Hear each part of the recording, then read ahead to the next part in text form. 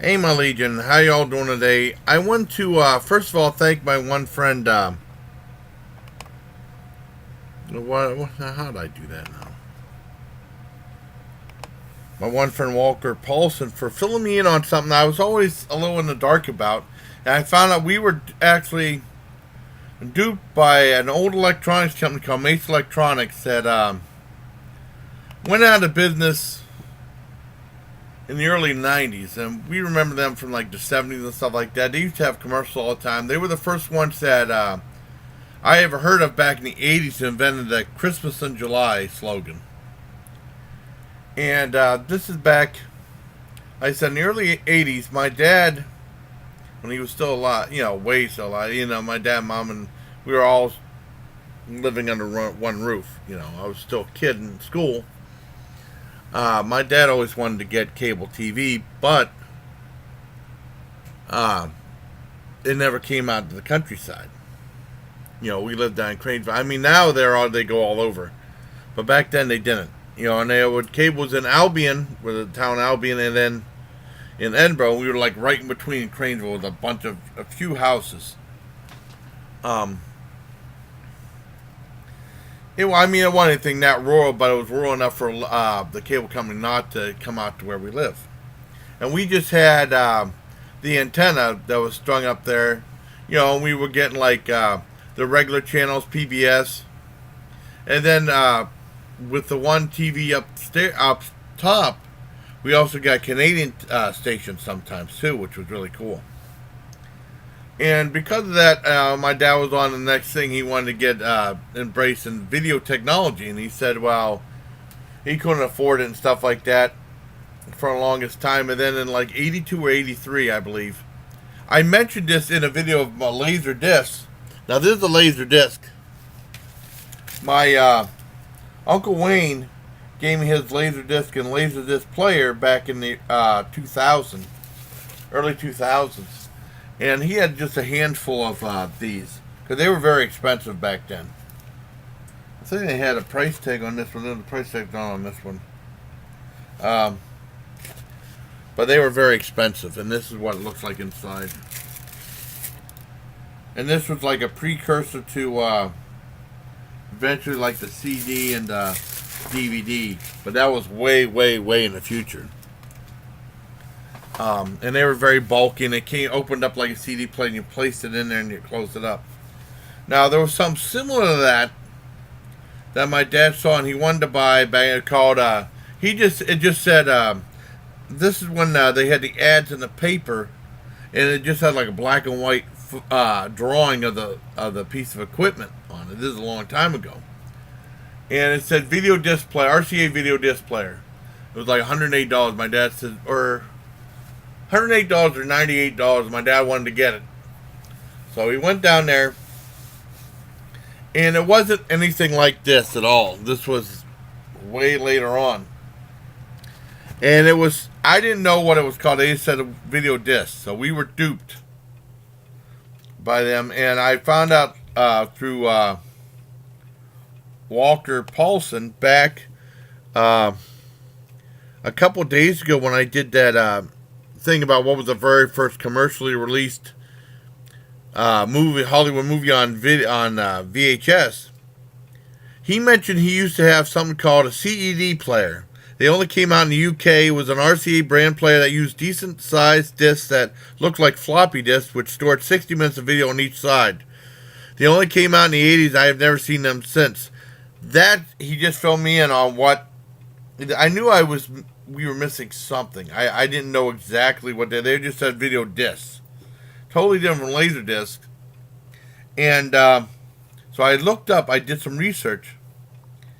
And they had the CD disc and the CD player. And this was CD, and it was short for capacitance electronic disc. And what it was they just had the housing. The disc was kept in housing. You were never supposed to take it out of the sleeve. And what it was, I have a photo. It was like a plastic cardboard sleeve, and then there was plastic along here, and then there was a plastic thing right there in you lift it up, and the disc was housed in the plastic. You're never supposed to take it out. And when we bought it, you had to take it and you had to load it in a certain way.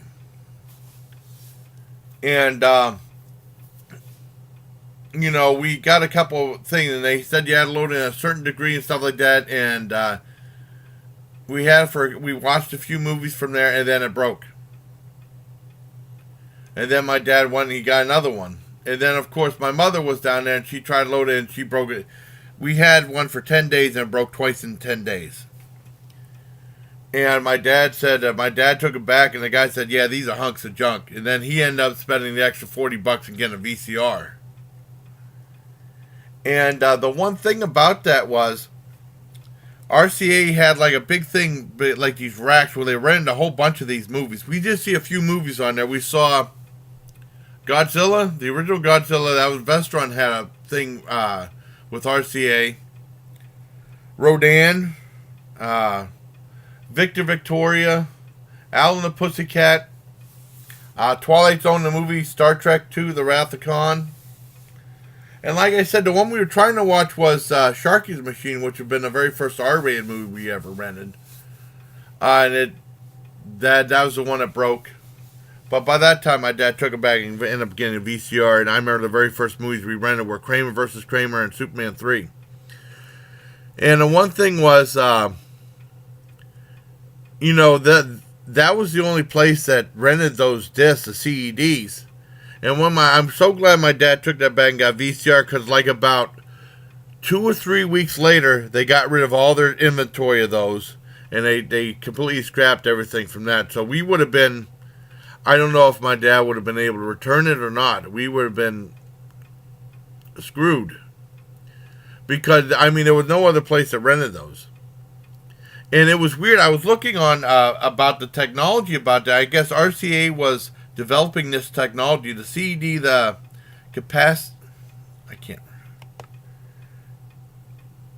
where's it at? The capacitance electronic disc.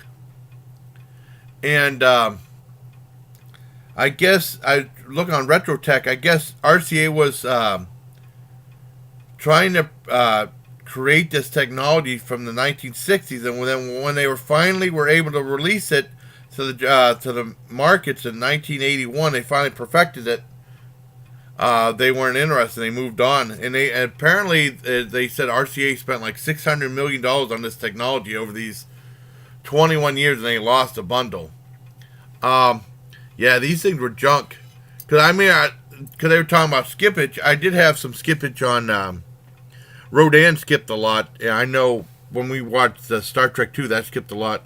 And I know Walker Paulson said, because I said, he said that when he talked about that, and they said, my dad actually bought one of these players from our Mace Electronics store back in '83 or so. They also rented those discs, and they had plastic cardboard protective sleeves. And Walker Paulson said those players were hunk of junk, because he said he remembered watching Jaws, and it would constantly skip. So he must have had that for a long time. We only had it for 10 days, and that was enough for me. And my dad was so bad, pissed. But I wanted to thank Walker Paulson for letting me know about this. And like I said, as far as the VCR we bought from there had a wire remote control. Usually the wire remote controls are wireless, but this is one that actually had a big wire to it. I don't know, like a 15-foot wire that plugged right into the VCR, and it actually lasted about 10 years before it eventually stopped working. So, that was actually a good thing, but Mace Electronics ended up going out of business in, like, 93, 94, and this was weird. This is the Mace Electronics we had there was in Mill Creek Mall, and it was weird. We went all the way into Erie to rent discs, and we used to go to Erie to rent videotapes from the library and stuff like that. That'd be unheard of now. Driving that far. But my dad and maybe my mom pushed them to do or something like that when they were still together. I don't know. I wish I could have told my dad about these things, but I didn't know. They just said RCA video disc. I guess they said they were also known as that, but the correct term was the CED disc. And I thought I should probably do a video about this. But I'm glad that, thank you, Walker Paulson, for telling me about this. And you finally let me in on something I didn't know about. I didn't know that was, I just said video disc. I knew there was something missing. And I looked up on the technology. You load it in, it sounded awful. And, yeah, it was pretty bad. It only has like, an hour on both sides. Like I think these did too. And this is only like a half-hour one. And it's just one-sided. Side one. Yeah, it's not a side two on this one. But Pioneer was the one that did the Laserdisc. But I swore never to buy a Laserdisc after the problem with video disc. Because I was in the Army. I know only one person had a Laserdisc player. And she had a whole bunch of James Bond tapes. But the Laserdiscs were like $100. Yeah, I remember growing up in the 80s, like, E.T. came out on video VHS, and they went like $200 or $300 for one of those. I said, hell, well, I ain't paying that much for the movie. They were really expensive.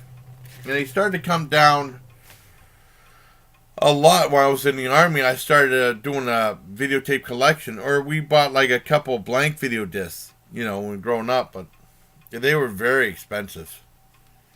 And then I think the very last really expensive one was in 91 or 92 when I was out of the Army. They had at the one Giant Eagle, they had Basic Instinct, and they were trying to sell it for $100 on VHS. It's a ripoff. But I wanted to do this video. I'm so glad I finally got to do it. And on thumbnail is a photo of what one of the CDs looked like. So I hope you like this video. I hope it's been informative. Thank you, Walker Paulson, for helping me out. And until next time, bye, please. Take care, my Legion.